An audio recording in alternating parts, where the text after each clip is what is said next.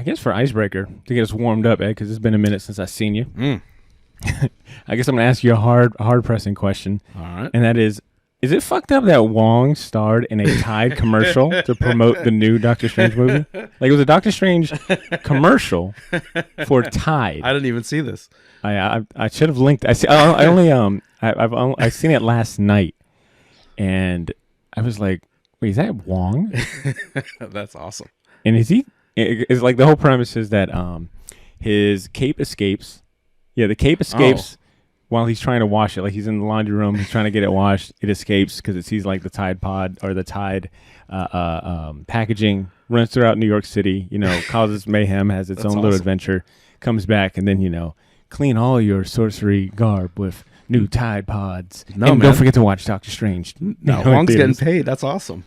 Okay. Someone else is getting some money. I don't know if I should feel a way that, he's been, Is it because of the Asian laundromat connection? Is that what you're going for? I definitely feel weird. I won't lie, I feel a little weird bringing this up to you, having to get you're right, it's racist. As my primary I was hoping Ashley would be on or Cesar, so this would be less awkward and me asking you to be my my go-to Asian point of contact. No, that's awesome. That's cool that he's getting that. But I'm just saying, like in the first, that's funny. Yeah. In the first movie, he was a badass librarian that liked to dance to Beyonce off hours. Now he's just seen as like kind of the bumbling housekeeper. I Give don't my know, man dude. Wong a little respect. In Shang-Chi, he was fighting Abomination, like fixing fights and shit. True. So very true. I forgot about that. Yeah, he was in there. And he's a karaoke master. You know what? He was the connection with, Shang-Chi and then the MCU, so that's not too bad. You're right. Well, even in the first one, though, it's like, in the fight scene, he's just like, screams in anger, then the next scene, he's under a bunch of rubble. So he's doing better. He's doing better. All right. Fair enough. I guess you're right. At the end of the day, Benedict Wong is chasing that bag. But he is like the kind of the comic relief for sure. Yeah. But can you imagine? Can you imagine in this new? And I'm sure it's also a payoff to or reference to. I believe in Spider-Man No Way Home. Mm-hmm. I think he makes a joke. They make a joke about the laundry room. I think when Peter Parker and them go inside the laundry room or the Sanctum Sanctorum for the first time, they're like, "Whoa, look at all this stuff!" And Wong's like, "That's a washer." Yeah. So I'm sure that's a reference. But good point. I didn't see it from that perspective. Our boy Wong is out here getting that bag, man. and at the end of the day, it's like, he don't really got to deal for none of this shit. No, not really. Yeah, he's literally been like, all right, Strange, you go handle that. I'm gonna watch ESPN. He just basically gets mad at him. Damn it, Steven. Fix this. I'm leaving. Yeah, I was like, damn. The MCU and Disney will do anything to get paid. Even teaming up with Tide. That's weird. That's some weird cross promotion. I haven't seen that in a while. For sure, they will pull anything out there. I appreciate it. Good for Wong though. Yeah. All right, Ed, you ready to get this show started? All right, here we go. I'm going to take a swig. All right, and here we go. Yo, Short Box Nation. Welcome back to the show, and if you're tuning in for the first time, thanks for pressing play, and welcome to the best comic book podcast this side of the multiverse. My name is Bader Milligan, and thanks to our patrons, today we're discussing the comic origin of Marvel's Illuminati, a mysterious society and group of superheroes who secretly work behind the scenes in the Marvel Universe. Last month, we posed a couple of options to our patrons for topics to coincide with the upcoming Doctor Strange movie, and I guess since it's been basically confirmed that we will see some form of the Illuminati in this movie, the majority of votes told us we should take a look at the group's origin from the pages of 2006's New Avengers Illuminati limited series by Eisner Award-winning writer Brian Michael Bendez and artist Jim Chung. But before we get into the nitty-gritty details, allow me to introduce the rest of the crew. Sitting in the studio with me is Edmund Danzart, better known as Ed.357. Yo, what's up? Him online. Ed, it's been a hot minute, man. How you been? Oh, good. Busy, but good.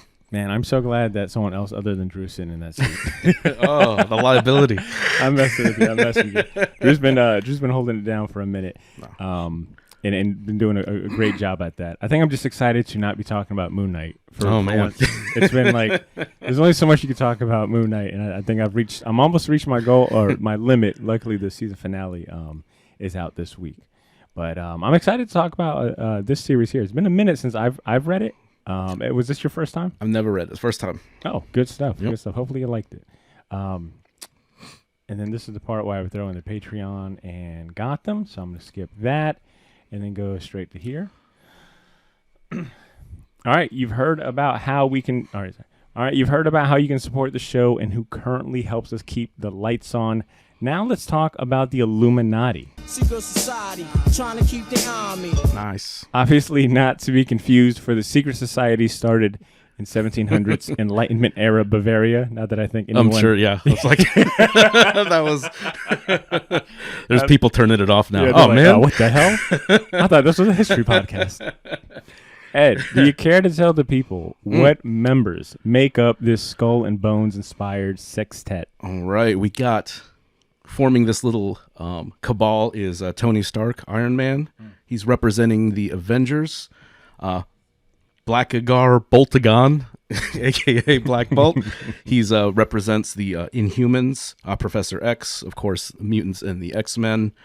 Reed Richards representing the Fantastic Four, and Doctor Strange. He's kind of in that representing, I guess, like the magical realms and magical element of the MC or the Marvel. I wish he'd be like, you guys know I don't represent all of magic, right? Like, you know, like there's a guy down the street that pulls rabbits out the hat. I don't represent him. It's me, Brother Voodoo, Scarlet Witch.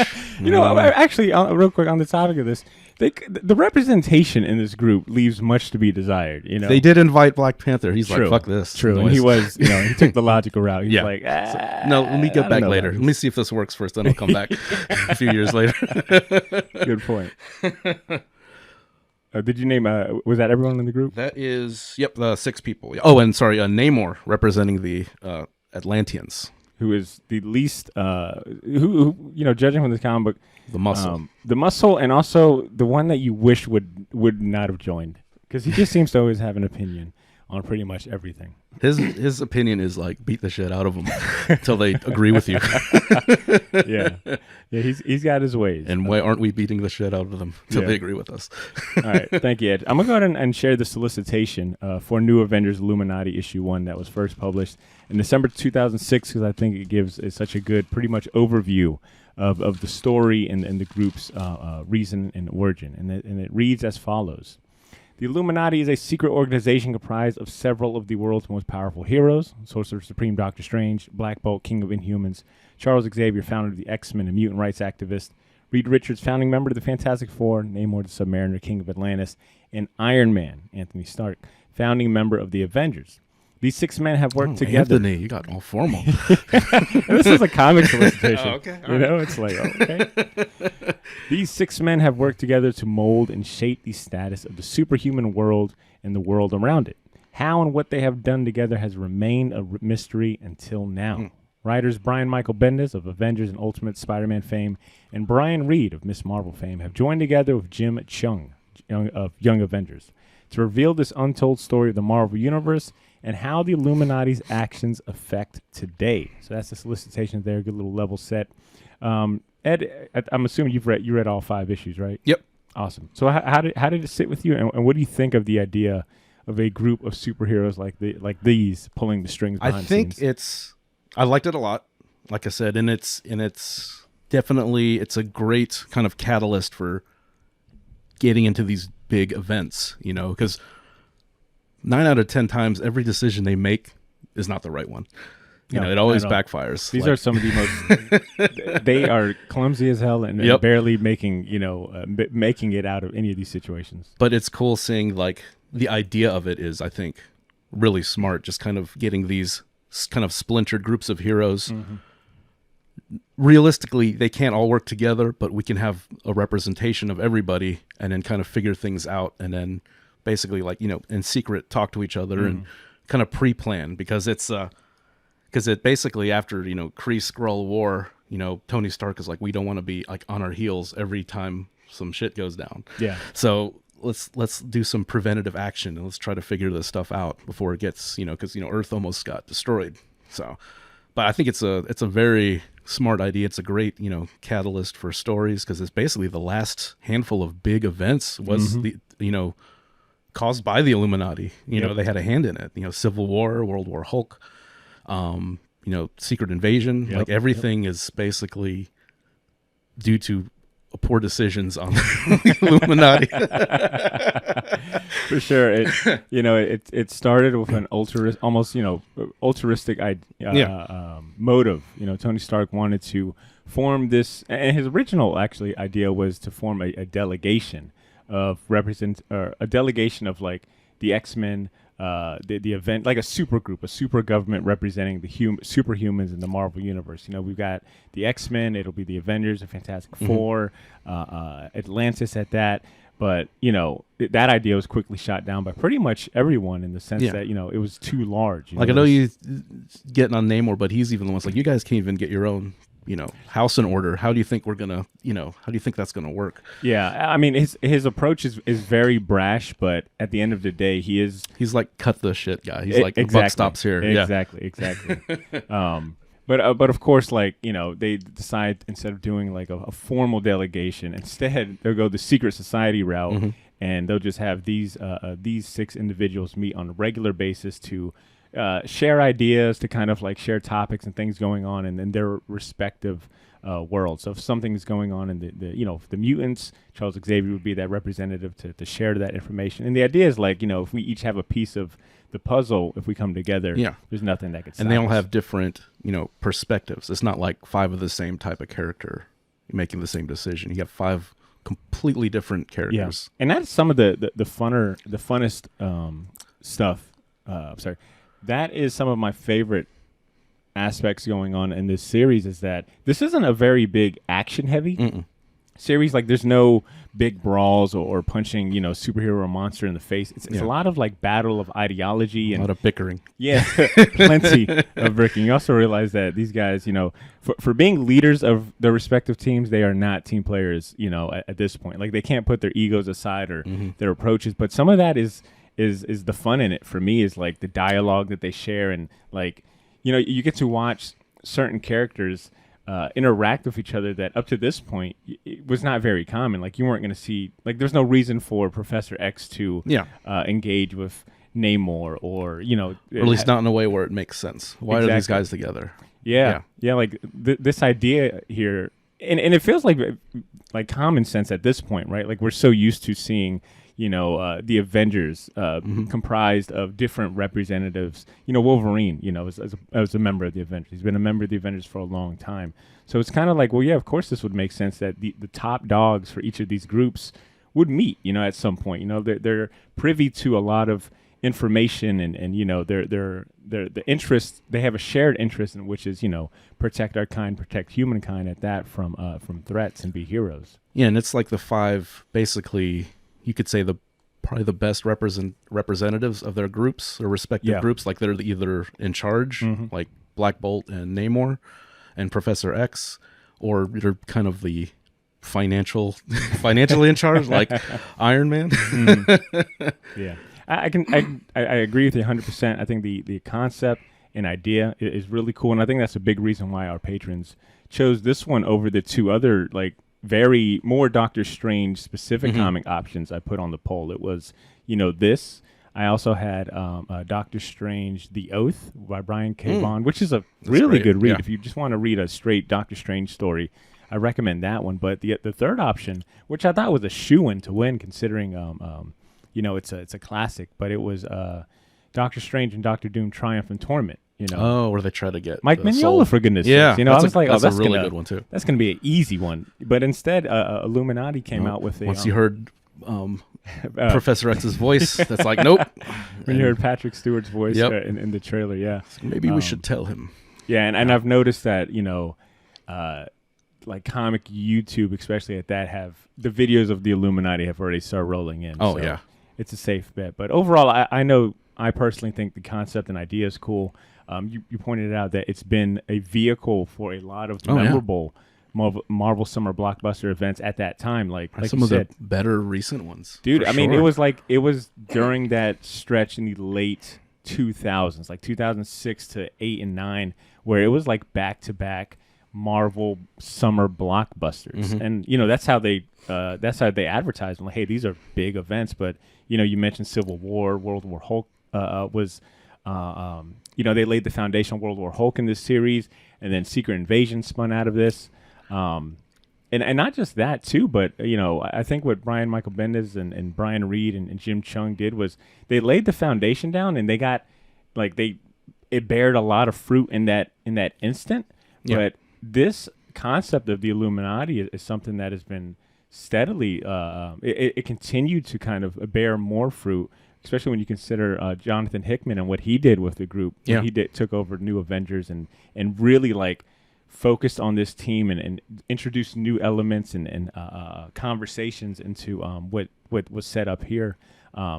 It's for me, it was a good lesson on power corrupting and how an idea like this at the start can seem altruistic. We've got the best intentions to make sure that the world is always safe. We represent the best interest at that. Yeah. And then how quickly it can quickly become the antithesis of what you wanted to start. And that right? goes with that old saying that, road to hell is paved with good intentions. Well said. And you see that right here. And then another cool thing too is they can, as long as they keep a couple of the core people, they can kind of rotate members in and out to where they have to make sense, of course, but they can rotate characters and get a different perspective on things too. So it's a great storytelling device, Well said. And I believe on the topic of rotating members and characters, I know at some point Charles Xavier leaves the group for a minute. Captain America's a member at some point. Who else? Hank Pym, I think. Not Hank Pym, but Hank McCoy, the Beast, actually takes Professor X's place. So there's a few rotating members, and I believe Black Panther at some point. I know Black Panther does come back to the group, especially during Hickman's run. Because that's the one I'm kind of familiar with, because it was the Civil War tie-in. He was there was all those spin-offs, and I believe he was in that incarnation of the Illuminati. So yeah. So how about we talk about the creative team?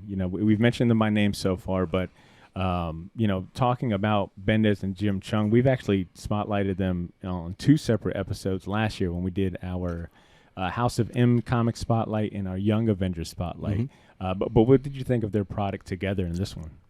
Like I said, Jim, I think he's the perfect artist for this because it's very dialogue heavy, and he's one of the best I've seen to do a lot of dialogue, a lot of people just sitting around talking, but making it interesting visually, and not just one head here, another head on another, like what I always kind of complain about is the talking heads thing, especially like you said earlier, this is not a action-packed, series. There's a lot of talking, a lot of ideology talking, a lot of bickering, arguing, people trying to get their point across and making that interesting and no punches. But when you see those splash pages, man, he's really good at those group splash pages too. Like when they flash back, or even that first appearance where they teleport into that Kree ship, and they're just that kind of page, that page there with Wolverine. That is awesome. That's incredible. All those characters, and it makes sense. It's not confusing, and you don't get lost. Everybody's clearly defined.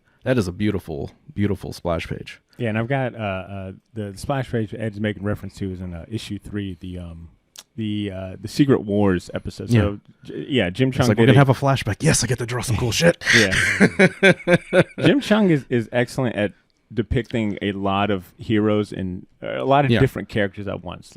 I think there's a reason why at this time he was Marvel, and maybe even still to this point, he was Marvel's go-to guy for these big events because he can draw everyone really well. Yeah, he's got a solid. It's consistent. The composition is always pretty interesting too. He can depict action.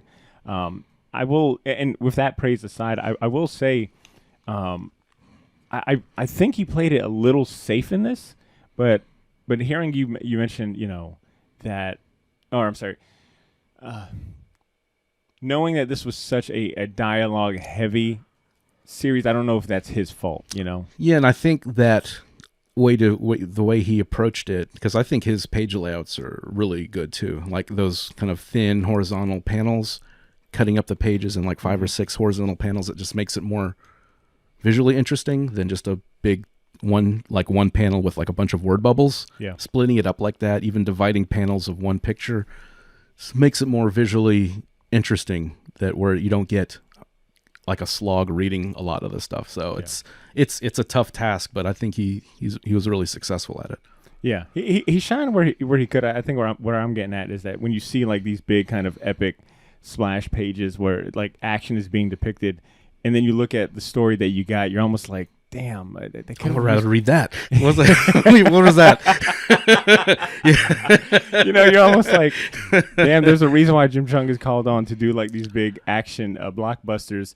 And it almost felt like, I want to say a waste because I still enjoyed it, but I don't know if you read the issue, technically issue 0, but it was titled New Avengers Civil War Illuminati or some combination of that. And that was supposed to be like, and that one depicted the initial meeting Iron Man had in Wakanda with Black Panther there. But Alex Maleev did the art for that.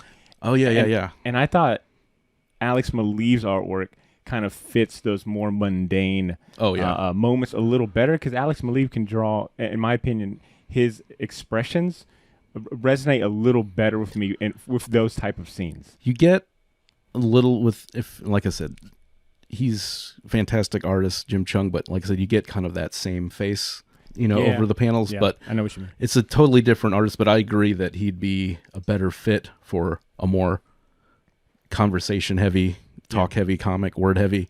But man, like I said, he gets to shine with like panels like this and some of the splash pages, and then I think issue 4 or 5 where they're interrogating the Novar. Marvel boy. Yeah, and like basically it's negotiate. Namor beats the crap out of him. Negotiate. Namor beats the crap out of him again. That's my favorite issue of this whole run. Yeah, I will also credit. I do want to credit that. I want to credit the artist. I'm sorry, not artist, but the colorist and inker in this series. Inker being Mark Morales, who's a damn legend in the game, and then the late great Justin Posner, who did the colors for this. I think the two of them, that trifecta of Jim Chung, Mark Morales, and Justin Posner elevate the art to like another level. Like this feels like like superb quality that you would expect from a series that depicts like this scale. Yeah, and then the colorist does a really good job in the issue with the Infinity Gems, where when they go into like the different planes, and it's all basically all done by color. It's just he's getting a black and white picture. It's like, all right, create a whatever dimension, whatever subconscious dimension for the infinity is. It's like, go. It's like, oh, Jesus. Figure it out. And on the topic of the writing, I think this exemplifies, like, this is a perfect example of, like, Brian Michael Bendis' style of the talking heads, right? Like, at this point, he's kind of become a caricature, like, of him. Like, I think, no, I won't say that. I think up to this point now, you're so used to the Brian Michael Bendis formula, like, it's almost kind of like a character of himself. But this was like early, like Brian Michael Bendis prime. So this was still kind of fresh, seeing like the talking heads and not a lot going on, like more so a conversation and ideology being thrown around. But I will credit both him and Brian Reed for not only introducing a really cool concept, but also delivering on the interactions. Like I said, it was fun to see like, solid interactions and character moments played throughout with characters that you've never quite seen paired up. Yeah. Let me see what else I got to say. And then I was going to say that I will say that the story sometimes felt a little safe, or I don't think you quite got like the idea of the scope of some of their decisions and what they were dealing with, because it spun off into separate, unique series that really went into it. So sometimes the series I was kind of wondering, like, well, what was the payoff for this? They don't ever go back and reference it. They show you like why they decided to go do X, Y, and Z, and what the idea of it was, but you don't quite see the payoff unless you were reading like the other series that were going on. Well, I think if you want to isolate this series, I think the payoff for this is the beginning of Secret Invasion, like where the first issue, they kind of have that bungled attack on the Skrull homeworld. Yep. But then issue 6 is basically it's the consequences of them being caught with the Super Skrulls that they put on and basically that leads to, and then you don't. At least I didn't really realize like, oh, this has been years have passed in between issues because each one seems almost like a standalone, but then it ties up from the first issue. Like what they did, the decision they made to do a preemptive strike backfired, but they got out and they were like, yeah, they're not going to mess with us. And then knowing that now, years later, it's like, okay, now this is the consequences. Even if they were going to attack, and now they're definitely going to attack. And now we have an advantage because now we can make these Super Skrulls that can basically take on all of these guys. Yeah, and that was an interesting thing they were playing around with is that timeline, right? Like every issue takes place during a specific point in the Marvel universe that would warrant, this group to meet and have these conversations and pull these certain strings. Which brings me to my next point, and I want to talk. We're just talking a little bit about what transpired in these 5 issues, 6 if you include the issue 0 / the 2006 special that showed like their first meeting. But in the primary 5 issues that we're talking about in this 2006 New Avengers Illuminati run, we seen it in issue 1. They go to the Skrull homeworld where they kind of grandstand and threaten them to never invade Earth again. Of course, this takes place after the Kree Skrull War.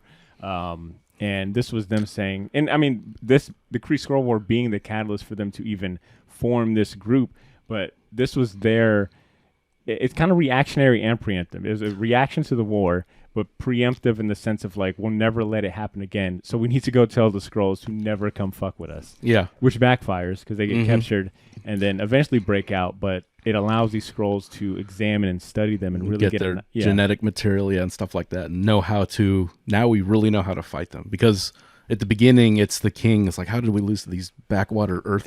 Yeah. And they essentially brought like the solution to their front door. Yeah, exactly. It's like, here we go. Yeah. It's terrible idea. Never go to your enemy. Don't ever go to your enemies. I feel like that is I know if I was to look up the Art of War right now, there is definitely a chapter in there. Something about don't ever go to your enemies. But one of the cool things was reading that is like the guy who they thought was the weakest of all of them, which is Tony Stark. Yeah. Because it's like, it's just a guy in like a tin box. Tin box. Yeah. It's like he's the one that basically breaks everybody free, and he's without armor. So that was a cool thing they did with that, and just them talking all that trash while they're examining him. And there's one panel that I thought was great is like one of the Skrulls has like the Iron Man helmet stuck and he's trying to get it off. There's a lot of fun little moments like that. And the Skrulls are just talking so much trash the whole time. It's like superior. And all the unique tortures, right? Like, so for Submariner, they have him under a heater. He's like under the McDonald's heat lamp. he's like they got him frying like some French fries. A waffle iron. Yeah. And then like Mr. Fantastic's all stretched out. And so that was a primary example of me looking at that panel and thinking like Jim Chung could have gone a little harder on this, because I didn't really get more the idea. Extreme. Yeah. Okay. I'm like, you've got this guy that has the ability to stretch to, unknown measurements. And it's confined to this I don't even think it was like half a page panel. I think it was maybe smaller than that. And I kind of wish he would have given us more impactful splash pages. And that was when I think when I say he played it safe, I kind of wish he would have given me the idea that Mr. Fantastic is stretched to his limits. He's in pain. Yeah. But that was an interesting example of them being in danger. I forgot what was Charles Xavier. I think they were just the one that was the weakest, like, because I see where you're coming from, and I agree that they could have ratcheted up the stakes some more.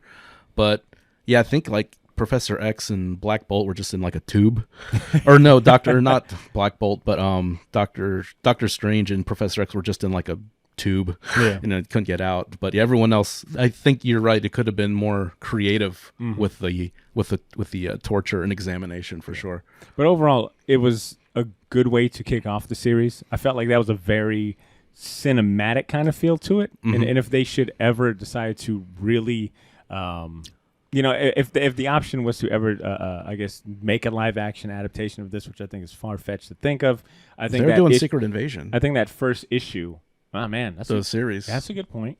That's a really good point. This issue 1 of this series would be a good outline to work from, and of course take creative liberties to bring it into the MCU. But I felt like that played out like a good opener. Like you get a good middle or beginning, middle, and end, and then of course that pays off an issue in the last issue. Yeah, and you can see why this is not a good idea. What they're doing already. It's like this wasn't even that serious of a mission, and you guys fucked it up. Yeah, when especially one of the funny things too is like Namor is just like man, that was awesome. He just blew up their ship. It was great. Killed a bunch of these, and it's like you don't have to enjoy this. It was like I'll enjoy it for all of us. Yeah, I'm telling you, man.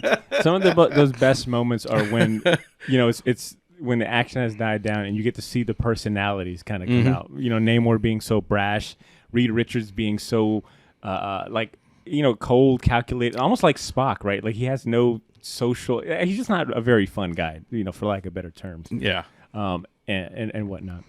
All right. So then in issue 2, this takes place, I think, and this issue 2 on forward, I think from 2, 3, and 4 is when they kind of start playing around with the timeline, where it's not following a canonical story or in a literal sense, but in issue 2, it's almost like tying up loose ends. Yeah, like kind of like a prologue. Epilogue. Epilogue. Thank you so much. Epilogue for certain big Marvel events. So issue 2 would be the epilogue of the Infinity Gauntlet series.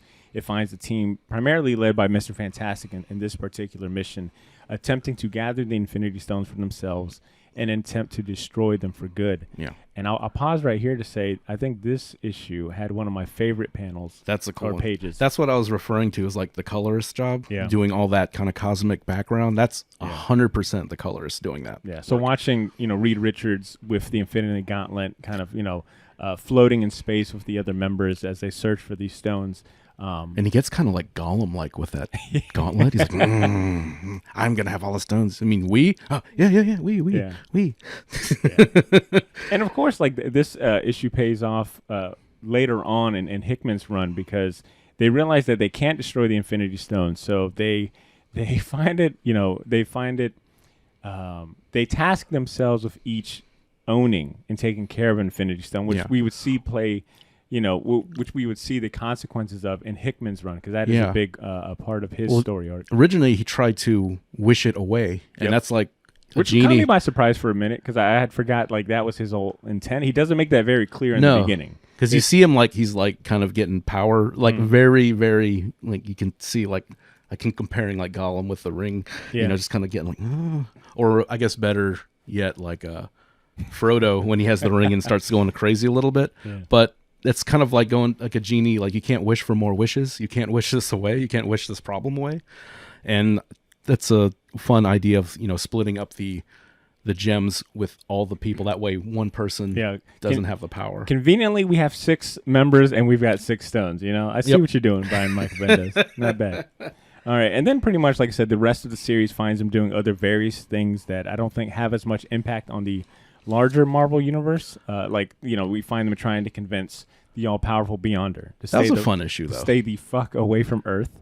And he doesn't. Which would be an epilogue of Secret War, the original 1980s Secret War run. Yeah. Which is another issue of there's just a lot of threats, and you can't play with us going on in the series, Yeah, that's and that's a fun issue too. That's probably my second favorite issue, is because it's fun seeing, because I remember the Beyonder and they drew him like the 80s, like white, all white coat, almost kind of mullet too. He doesn't have like the Jerry curl back in the 80s, but and it's funny because he's basically made this replica of New York in this asteroid field, where he's basically running almost like a real life danger room. He's running these programs where they're all fighting each other, and he's like this little kid with these immense powers. And then they just go down and browbeat him. Like Namor's like, bow to your king. He's like, because you find out that he's like mutant and inhuman, because he was a mutant. And then the Terrigen Mists, Black Bolt he doesn't remember shit. He doesn't help here at all. I know Black Bolt can't speak, but he is so nonchalant about it. He's just pointing, and then like Namor's like his hype man. He's like, bow to your king, bow. You shut up and you do what he says. They're just like browbeating this, and I'm sure the other guys are like, come on, dude, you need to chill. This guy can. Have you seen what he does? Yeah, and he just basically, like a little kid, he's like, just basically starts it somewhere else. He like just stop doing that, and he just goes and hides and does it somewhere, does the same thing somewhere else. Yeah. So yeah, they don't accomplish anything, but it's a fun issue. And that's what I'm getting at, is that first issue goes, sets it up with a bang, and I think the middle is where you don't really quite see like what the outcome of some of these adventures are. Like the Beyonder one, the Infinity Gauntlet one was fun. And I think, to me, maybe the weaker one was issue 4, where they try to convince Marvel Boy to join the good guys instead of declaring war on Earth. I thought that was kind of a little random. Disagree, because that's my favorite issue. Okay. And the reason why is because you get to see everybody's philosophy of them convincing, like, how to, like, so basically Namor said, let's beat him up until he agrees with us. So you get him, he just, starts beating the crap out of him. And then it cuts to, like, Black Bolt and Professor X saying, look, the Kree and the humanity, they were tied in, the Inhumans were tied in, we have this history. Declaring war on us is like declaring war on yourself. There's a legacy here. You can be part of this legacy. That's a good point. Then he gets beat up some more. Like and then Namor beats him up some more. And then you get Tony Stark, who's basically trying to play to his kind of superiority complex that he has. He's like, look, I get it. I'm smarter than all these assholes out here, but look, make this work for you. You can either fight us, and you haven't even fought the strongest of us yet. You haven't fought the Hulk yet. Namor's beating your ass. Wait till the Hulk gets a hold of you. You know what I'm saying? It's like, and there's there's a lot of strong people here that you cannot win. It's like, why fight it? Go with it. Become beloved. We want you to join us. He's playing on that kind of ego. It's like, you can be a superstar. You can be a hero. You can be revered. And then, like, Reed Richards kind of goes with the kind of in the same way, but kind of like that more nostalgic, where like Captain Marvel's like, look, Captain Marvel, this is like another kind of playing on the legacy thing. He was a hero. He sacrificed his life to save us. And it's like, you're doing him a disservice if you're attacking us, because, he's one of your greatest warriors. So you see all these perspectives of him trying to convince this guy to do what, in their opinion, what is right. So you kind of get these different views, and you get to see everybody's perspective, from brute force to like the kind of, you can be a star here, dude. Like Tony Stark, you can be a star, man. It's like, accept it. I get it. These people suck. You're better than all of them. I can relate to that because I'm better than all these people. Yeah. And when you put it in that light, I see this issue in a different light. I didn't look at it that way, and I guess it does show you it's not. And I think the multiple fight scenes, because like I said, it's probably not the most entertaining comic per se, but I think kind of seeing them, and that's the thing. Let's talk to this kid. It's like, we can make this work. He's young, he's impetuous, he doesn't see the big picture of everything. And then you have all their different perspectives kind of trying to convince this guy, from beating him up to being like a kind of like a quasi celebrity, to your heritage, your legacy. So I really like that issue. Well said. And I guess it does show you that, their mission isn't always stopping some esoteric and existential threat. Yeah. Sometimes it's it's them having a positive or direct impact on steering the life of other heroes, like for the better. In this case, Marvel Boy is a little kind of confused and angry at that. Yeah. And he's like a teenager. He's just mad at the world, and he wants to take it out on Earth. That's and the thing too is like, they don't just let him go, It's like, look, this is up to you. It's like, you can either sit in this cell forever, and if you do, get out and you start showing your ass, we'll just get Namor and the Hulk. They'll rip you in two, and you're done. Yeah. And you're smart, right? You think you're so damn smart. Figure it out. Yeah. It's like, earn your way out. This whole series is a good just kind of a character study for all of these characters. Like to your point, this issue does showcase the difference in ideologies in practice. But that's kind of the overall theme that we see throughout these issues, is that constant debate that they have, and getting to see their unique approach to problems that don't necessarily have a clear black and white answer.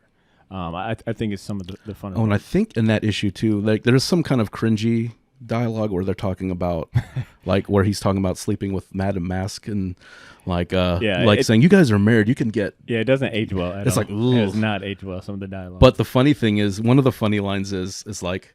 It's like, yeah, sometimes Sue just leaves the Baxter building, and I don't know where she's at. And then it shows Namor, in his Speedo, all jacked. He's like, oh no. Yeah. He's like, and that's kind of one of, Namor seems kind of, what's the word I'm looking for? He doesn't seem like too deep a character, but he's saying, look, it's like, believe me, I tried to get her to leave you. She loves you. Mm-hmm. Spend time with your family, make time for them. It's like she will not leave you, but you treat her like a prisoner, in that building.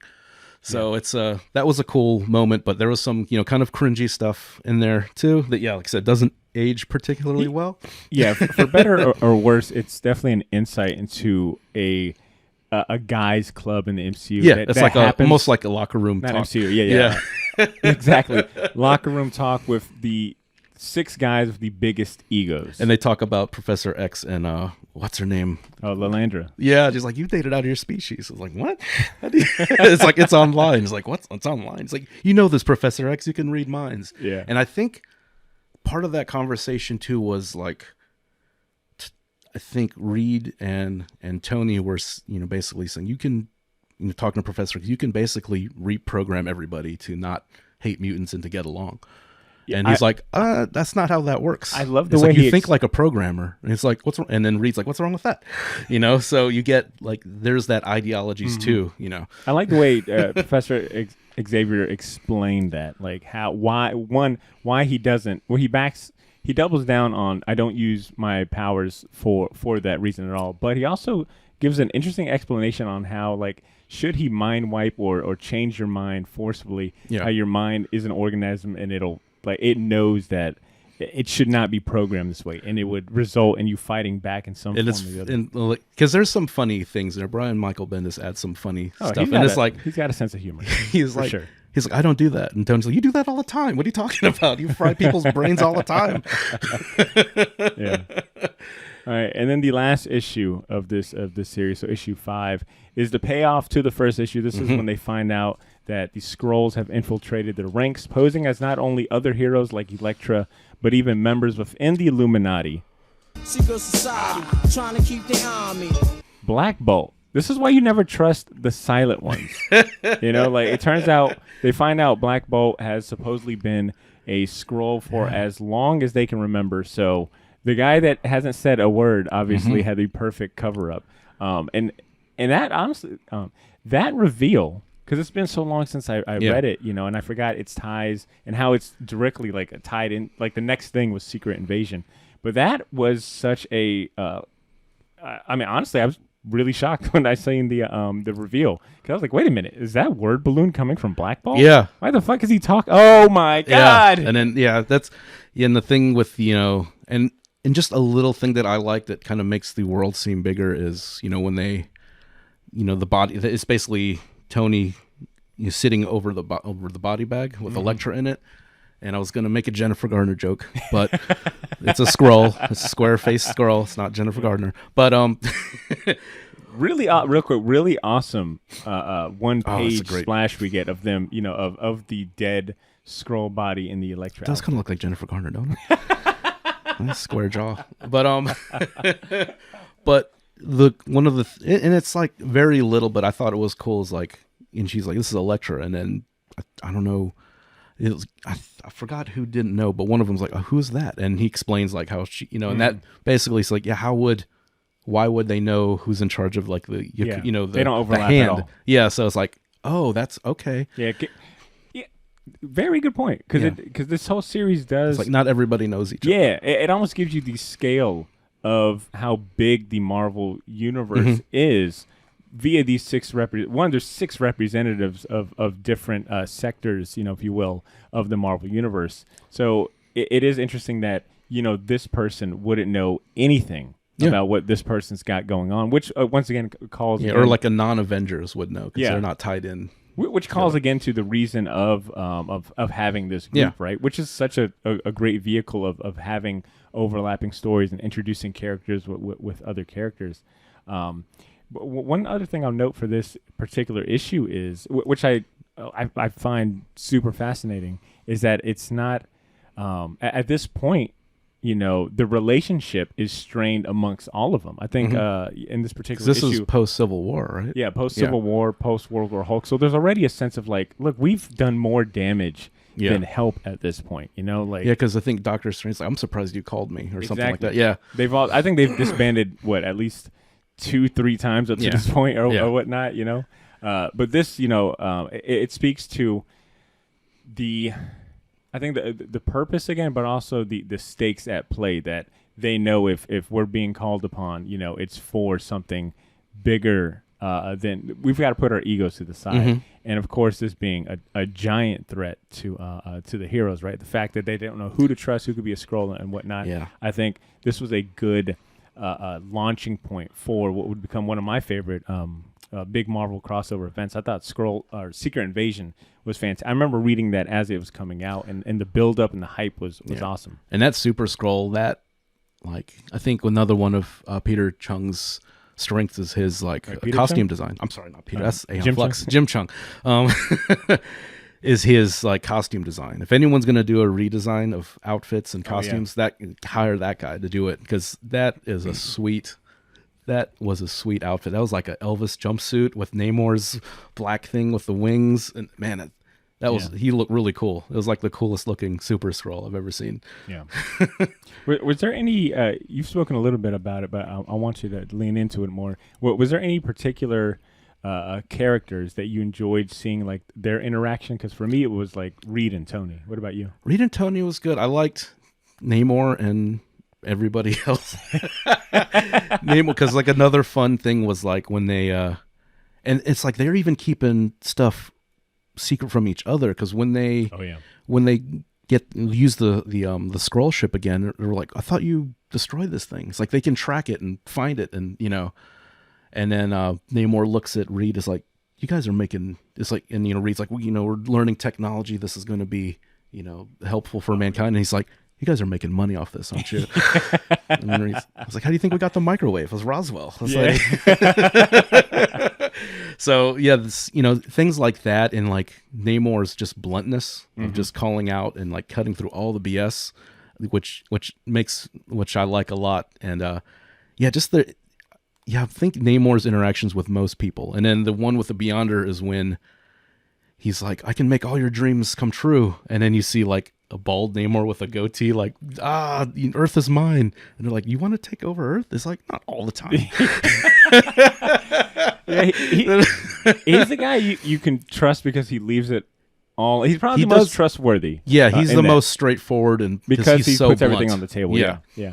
I think with Reed and Tony, it's the fact that they're on the same page, so there is an uneven kind of power balance. Yeah. In that group, which makes it a little more interesting in the sense that they both are, they always seem to have the same goal, or they're on the same page, right? Like you said, they're futurists, so they're always thinking of advancing technology. And they're scientists, and they're thinking with that mindset too. Exactly. Like what Charles said, you think like a programmer, because they are programmers and scientists, and that's how they think. Yeah. Very clinical.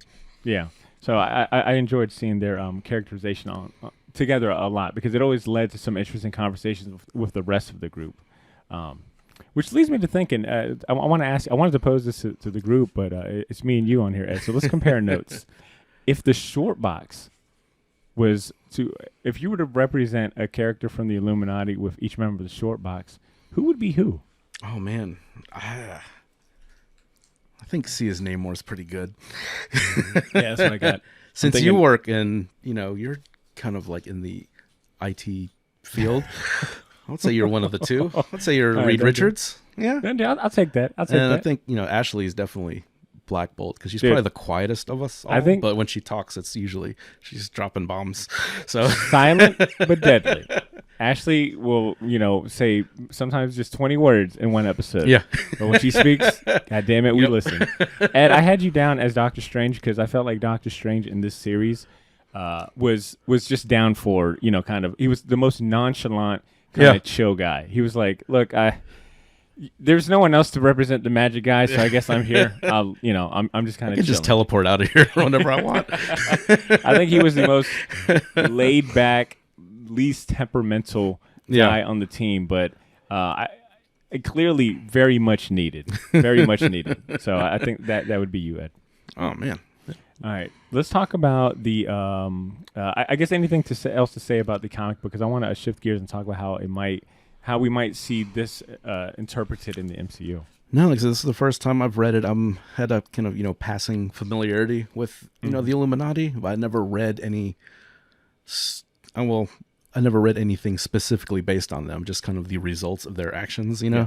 So yeah, I really like this. I really like the character work. It's the interplay. Like I usually don't like dialogue heavy stuff, but the art really carries that, and the dialogue's snappy and fun. It's almost like real. It's pretty realistic dialogue as superheroes can get. And I just like how they kind of tied in the first issue with the last issue. And I know you said it doesn't seem like they were doing too much or was too eventful, but I really like the fun of the Beyonder issue, and then the Marvel Boy. Is that Marvel Boy? Because I'm not even familiar with that character. Okay, and Marvel Boy, them talking to him, I thought that was a real good showcase on the character work. So and it's like only 5 issues. It's a good read. Yeah, I read it all in one sitting. So same. It read quick, and I think at the end of the day, once you have proper expectations that this is going to be more of a philosophical exploration with these characters kind of standing in for certain I think like archetypes and whatnot. It's a lot of fun, and like I said, it's such a simple, I think I say that respectively, like simple idea, and I think maybe I'm speaking more so from retrospect, like seeing the impact that they've had and what certain writers have done with them.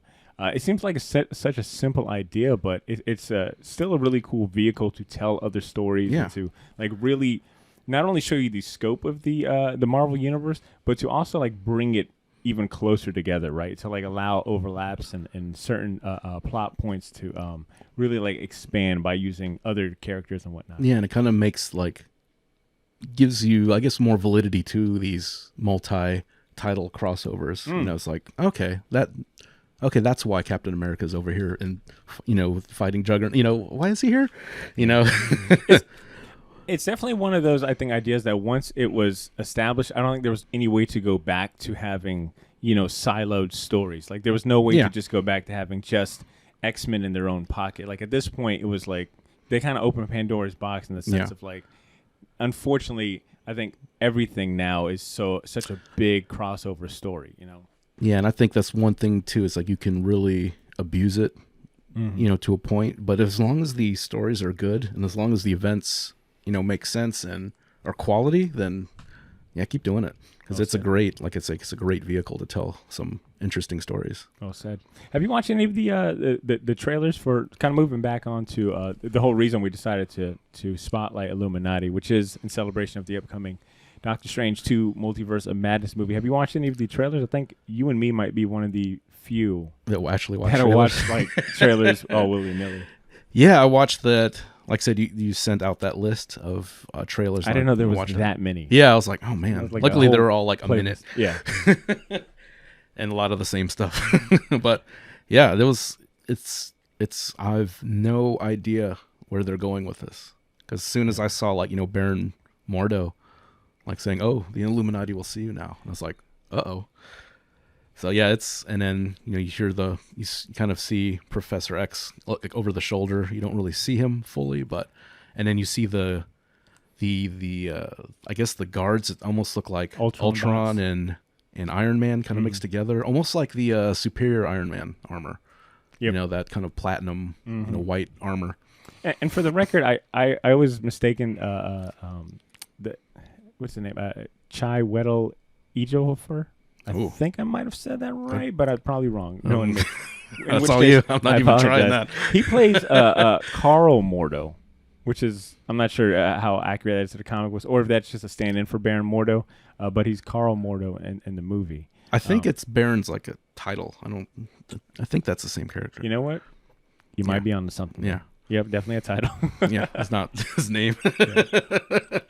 Yeah, I've been keeping track of I think the first 2 trailers, and then I definitely haven't seen as many, or I haven't seen half of those TV spots that they had, but I did find it reassuring that, Kevin Feige has described this movie as an exploration of the mind-bending, frightening side of the MCU, and I'm sure that's got a lot to do with the fact that they've got Sam Raimi on directorial duties.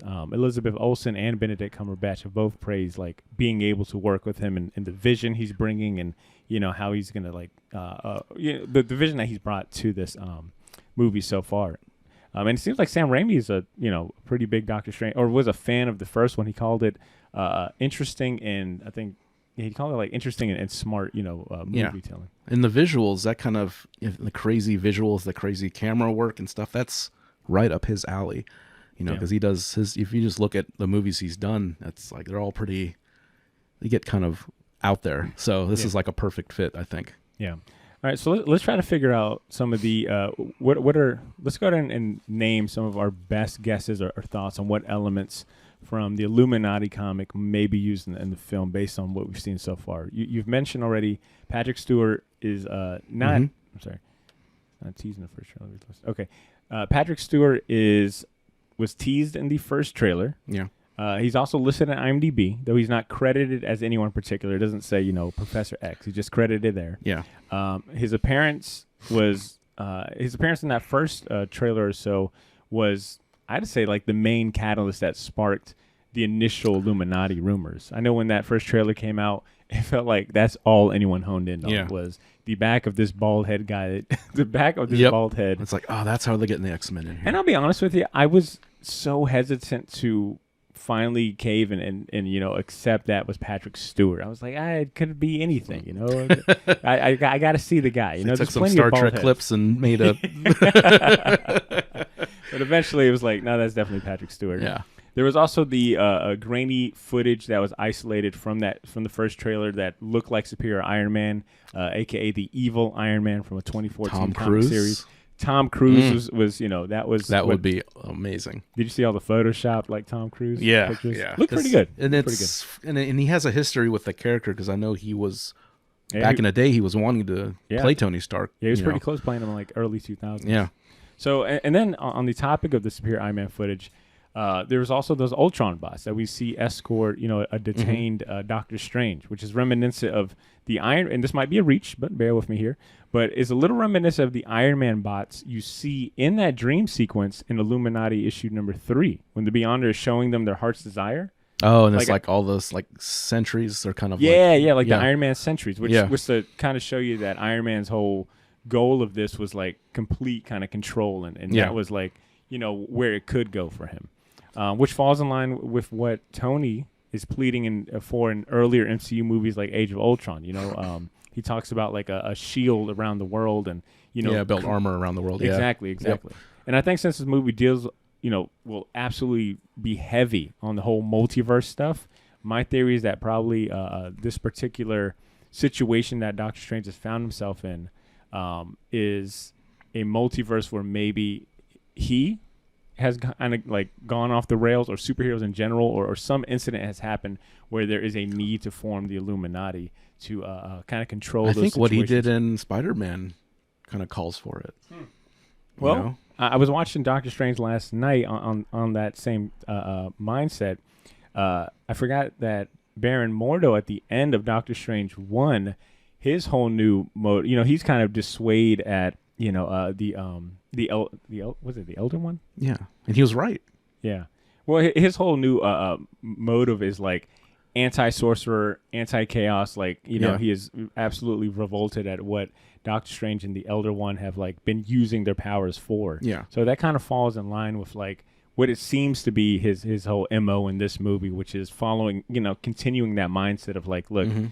Clearly, you guys should not have these powers. Yeah. Stephen Strange should not have ever been trained in the arts, the mystic arts. He's careless. Yeah. So I wonder if in this situation the Illuminati is formed to stop him or prevent it from happening. Because we do see that weird evil version of Doctor Strange in the trailers too. Yeah, and I've heard rumors that they might do like a lot of the What If, like the animated series, like Captain Carter. I've heard thrown around as being part of the Illuminati. So it could be an Illuminati made up of representatives of different multiverses. That's a good point. You know, that's how you can kind of bring in Fantastic Four, bring in the X-Men into this reality. I doubt we'll see a literal depiction or representation of the Illuminati that is in line with what we've read in the comic series. I doubt we'll see a Namor.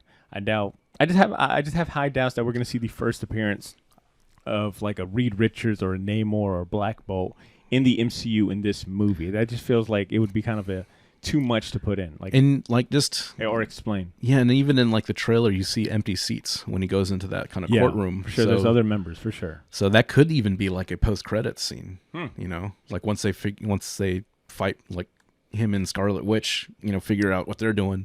Yeah. That could be just even a teaser for another Illuminati-based thing. Yeah. So that couldn't even. I wonder if their role will be similar to like the TVA, where this Illuminati it doesn't necessarily. Isn't proactive, but they're more, or even reactive. Like they are more like, the High Council that takes a look at various multiverse incidents and the kind of, they're the judge and like the Watcher. Yeah. But like the Watcher is not supposed to intervene, but intervenes all the time. They will fuck you up. He does too. He does it in the comic. He's like, I know I'm supposed to just be recording this, but what are you doing, guys? Hey, turn the camera off real quick. Guys. What are you doing? Really? I gave you the cheat codes. You're still fucking up. All right, but really shouldn't be here. But the best part about dropping this episode on the Wednesday before Doctor Strange is we don't have to wait long to see if our speculations are completely ridiculous and off basis, or if we were close at all. So we'll see what happens. Are you catching Doctor Strange opening weekend? I'm not sure. Probably. I might catch like an early show over the weekend. I managed to get tickets for 6:15 on Thursday. Oh, jeez. Dude, at this point, they're going to start releasing. You're going to be able to catch a new movie fucking Tuesday afternoon. Yeah, it just keeps getting early and early. All right, with that being said, let's go and wrap up this Illuminati talk. Secret society, trying to keep the army. How about we share some recommendations for more reading material? What would you where would you point folks to? Would you recommend the series first of all, and then where would you point? This series 100%, and I guess it's tangentially related to the Illuminati World War Hulk. I really like, because they basically make a decision to send him into space because he's destroying too much stuff and too unstable. They can't figure out how to help him, and then it's like shoot him into space. He goes wrong, of course. He basically, Gladiator. They kind of do that in the Thor, Love and Thunder, and no, Love and Thunder is a new one. Yeah, Ragnarok, and basically he's in charge of the planet. Has a wife, kid. Then they send a bomb to blow him up just to make sure. So they're two bad decisions. Well, I think it was. I don't think they send a bomb. I think the ship had a bomb, and they had a goal of blowing. Oh, the ship was set to auto detonate, so that way they ensure that. I believe. I knew there was something where it's like everything's looking good for the Hulk. He's on his palace with his wife, and then it explodes. He made two shitty situations, like the best of two shitty situations. But you're right. At that point, he loses everything, comes back to Earth, and he exposes the Illuminati and fucks them up. Oh my god! Yeah, promptly. That's a fun series. Yeah, super fun series. That's a good recommendation. I will 100% recommend our listeners check out this new Avengers Illuminati.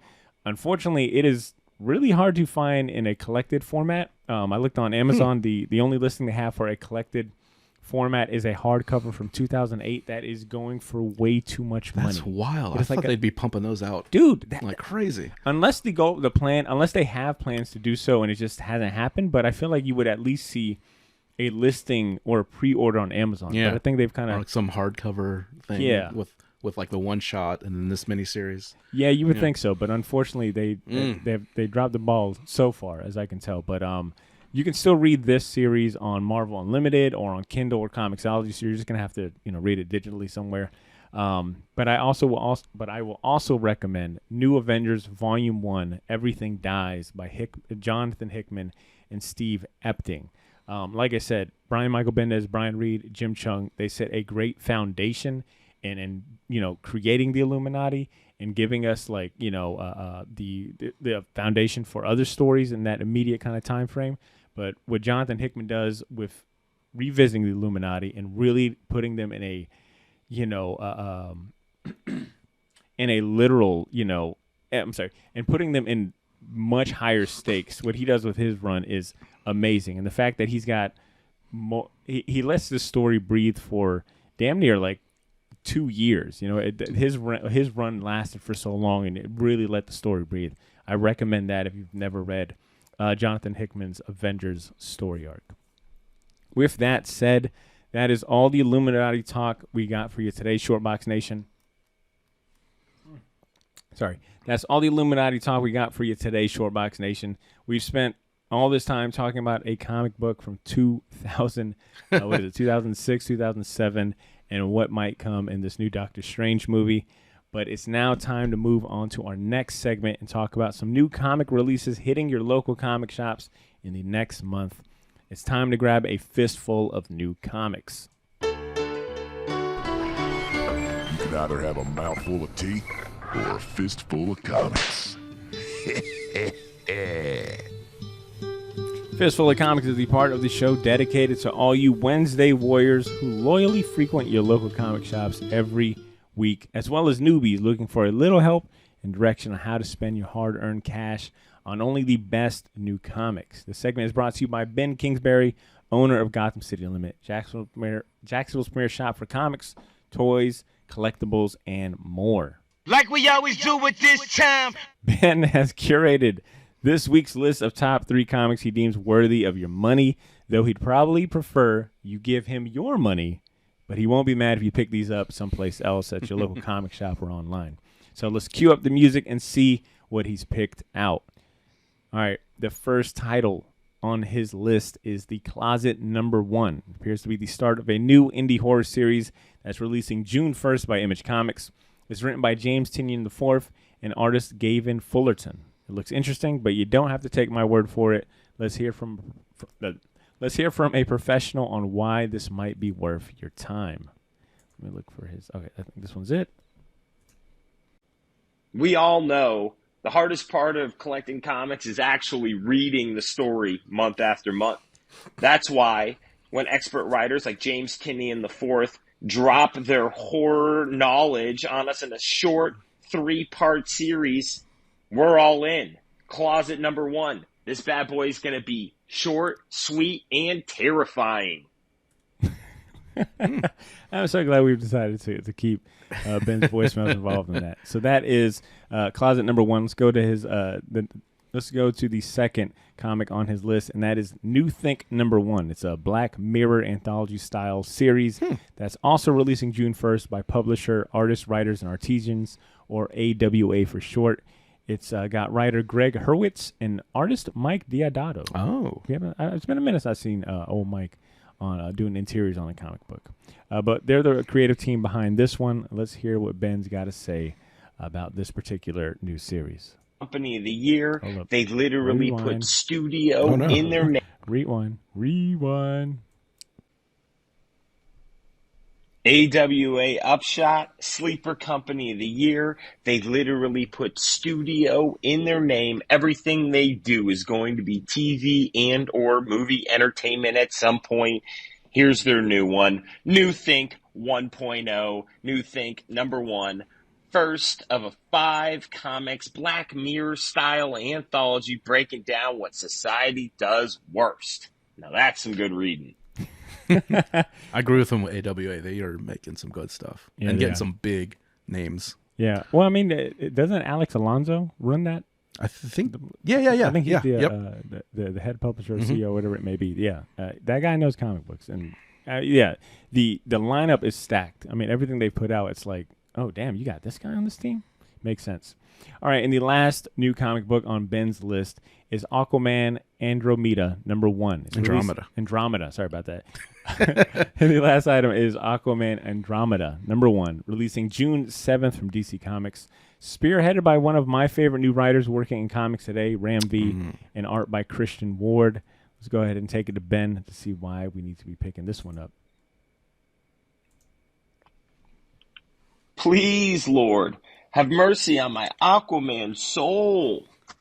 I've been waiting my entire adult life for an Aquaman story that actually resonates, and I believe Ram V, the new writer of Aquaman Andromeda, might have found the perfect combination. Mix a little deep sea exploration with a little deep space exploration.